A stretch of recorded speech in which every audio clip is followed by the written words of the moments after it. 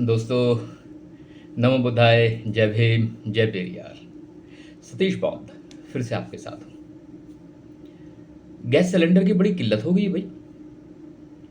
यहाँ तक कि जो बुकिंग नंबर्स थे वो नंबर्स काम नहीं कर रहे हैं। और फिर एक अफवाह ये फैलाई जा रही है कि गैस की कमी है, ये अफवाह है।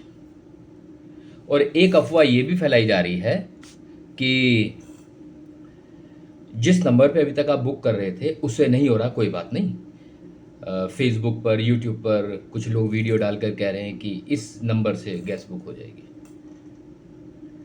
बट हो नहीं रहा। गैस हो गई है महंगी, आम आदमी के ऊपर लोड पड़ गया।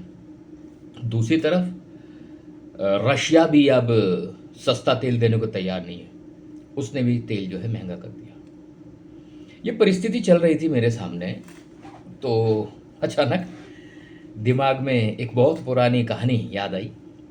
मुझे लगा कि शायद आप तक पहुंचा दूं, कुछ कनेक्शन बना पाए शायद। तो हुआ क्या एक बार जानवरों में और पक्षियों में द्वंद्व हो गया, जबरदस्त युद्ध हुआ।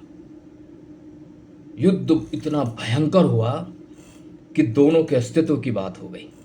झगड़ा चरम सीमा पर है। अब ऐसे में एक चमगादड़ था।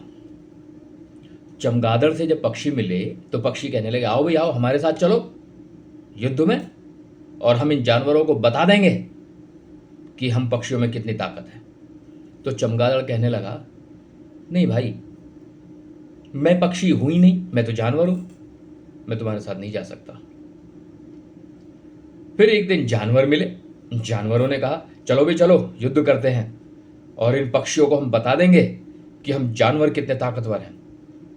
तो चमगादड़ कहने लगा कि नहीं, मैं तो पक्षी हूं, मैं जानवरों के साथ कैसे जा सकता हूं। तो चमगादड़ अपने आप को ये समझा रहा था कि मैं तटस्थ हूं, मैं तटस्थ हूं। लेकिन एक दिन इत्तेफाक से क्या हुआ कि पक्षियों और जानवरों में आपस में सुलह हो गई, युद्ध खत्म हो गया। अब पार्टियां, दावतें हो रही थी।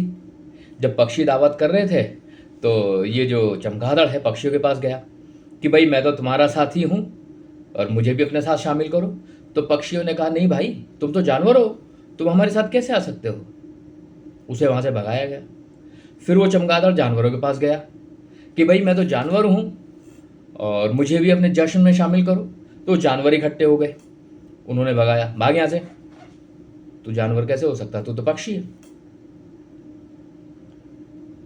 तो यहां अब उस चमगादड़ को समझ में आया कि कई बार जिंदगी में परिस्थितियां ऐसी हो जाती हैं, हमें किसी एक निश्चित बिंदु पर निर्णय लेना पड़ता है और हमें ले लेना चाहिए।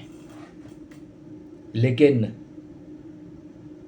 कुछ लोगों को ये बात समझ में नहीं आती।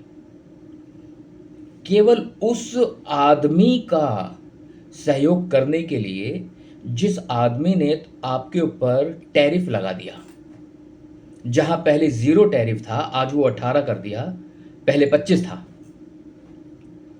जो व्यक्ति आपको सस्ता तेल रशिया से लेने के लिए मना करता है, जो व्यक्ति आपके ईरान के साथ जो अच्छे संबंध थे उन्हें खराब करने की बात करता है, आप उसी के पीछे, आप उसी को खुदा मान बैठे हैं, केवल इस वजह से कि तुम्हारी दुखती रग उसके हाथ में है, तुम्हारी पूंछ पे उसने पैर रख रखा है, तुम्हारे हलक में उसने हाथ दे रखा है। तो ये प्रॉब्लम तुम्हारी है ना भाई। तुमने पूरे देश को क्यों उस आग में झोंका। आज वो आदमी ना तो अमेरिका, अगर ये सोचता हो कि अमेरिका इसका सगा है, ना तो अमेरिका इसका सगा है, और ना ही रूस के साथ अच्छे संबंध रहे हैं, और ईरान के साथ तो इन्होंने संबंध बिगाड़ ही लिए हैं।